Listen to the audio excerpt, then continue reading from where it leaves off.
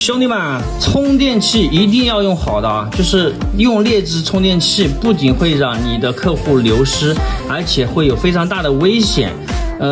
为什么呢？因为很多虚标充电器啊，它根本不带过充保护的，然后里面的元器件非常差。那眼前这个我们的仪器是巨尾，大家看见了啊？这个是我们一安的，就是一安的线充，就是这个。大家可以看得到啊，这个是带有官方说明的21伏一安充电，这个很清楚啊，明明白白。大部分像这种一安的线充啊，21伏线充，他们都是做0.3、0.5的。然后你卖给客户说，哎呦，我充了1晚都没有充满啊，那你这个客户就直接丢掉。不要卖劣质的，不要去跟网上那种拼多多卖几块钱、3块、5块钱的，没有用的，卖的后遗症非常大，你的客户会丢掉。这个是我们的一安的。接下来呢，我们看我们1.2的线充。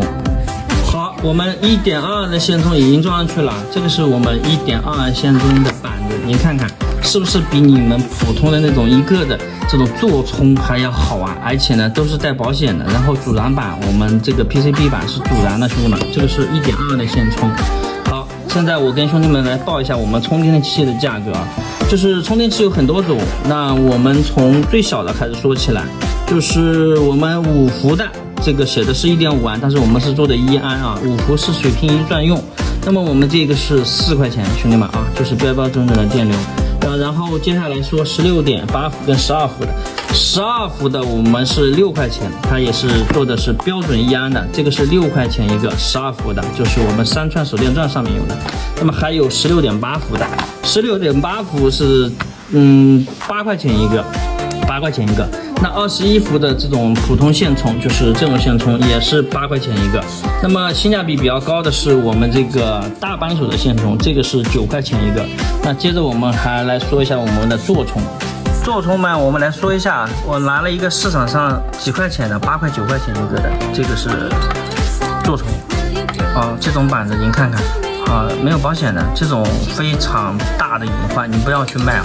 就是卖了这么一个老大的壳，你只是说掏钱买了这个壳，没有任何意义，而且很多是不带过放保护的，非常危险。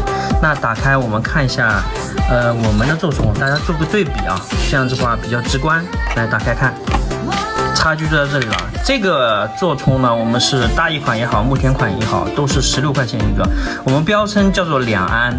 这个呢是0.5安啊，您看一下这个 PCB 板啊，我们也不能这么叫，讲习惯了啊。这个线路板的这个厚度不是一个档次，那包括元器件的选用哈，带不带散热？您看看这个散热器这么大，对吧？这个是16块钱一个，然后跟原装大益的比，直接比就 OK 了。这是标准的1.8安，标称2安。